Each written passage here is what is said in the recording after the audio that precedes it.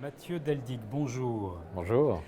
Vous avez fait une superbe conférence sur Raphaël à l'instant lors des Brafa Art Talks et je m'étonne que vous ayez choisi de la porcelaine, et je crois que ce sont des pots à huile, des oil pot, pour votre coup de cœur à la Brafa. Est-ce que vous pouvez nous expliquer le lien? S'il y en a un, bien sûr. Alors il y a un lien en fait à Chantilly, le musée dont je suis le conservateur. Nous préparons une grande exposition consacrée à la porcelaine de Chantilly et celle de Meissen. Et les pièces devant lesquelles je me trouve font écho à cette exposition et finalement aussi à toute la culture et l'atmosphère du XVIIIe siècle en France et en Allemagne autour des chinoiseries et de l'exotisme. Ce sont donc des choses qui sont liées aux collections du château.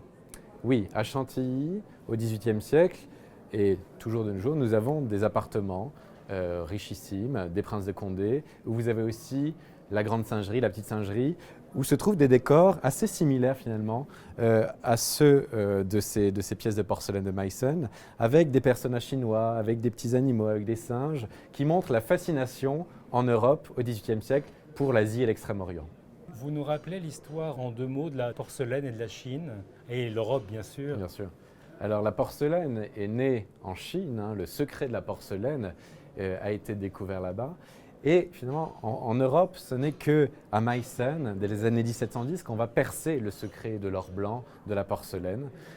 En Saxe, à la cour d'Auguste Lefort, un très grand prince, un très grand mécène qui importait déjà de la porcelaine chinoise et japonaise. Et dans les pièces de Meissen, notamment celles qu'on voit ici, on voit ce goût pour l'Asie et notamment l'inspiration que les ouvriers à Meissen ont tirée des collections de l'électeur de Saxe avec ces pièces chinoisantes qui font écho aux collections d'Auguste Lefort. À votre connaissance, qu'est-ce qui fait de cette paire des exemplaires uniques, des exemplaires précieux, des choses à regarder? Qu'est-ce qui va les distinguer d'autres pièces moins importantes? Alors ces deux écuelles sont assez fabuleuses par leur forme, très rare. C'est une forme qui est justement tirée des collections de porcelaine asiatique de l'électeur de Saxe, Auguste Lefort. Et puis, ce qui est aussi intéressant, ce sont tous ces décors peints par Herold, qui est un grand peintre dans la manufacture de Meissen, où vous avez des petits cartouches renfermant des scènes, vous avez des personnages asiatiques en train de s'adonner à diverses activités. Et puis quand vous ouvrez, vous avez un homard en fait doré à l'intérieur. Donc on a une sorte de jeu en fait qui transparaît dans ces pièces qui sont à la fois des sommets pour l'histoire de l'art, des sommets pour l'histoire des techniques, et puis aussi des pièces joyeuses, tout comme l'était finalement le XVIIIe siècle. Est-ce que vous aviez une telle passion pour les porcelaines avant de prendre vos fonctions de conservateur à Chantilly? À vrai dire, c'est vrai que la porcelaine est un médium assez particulier.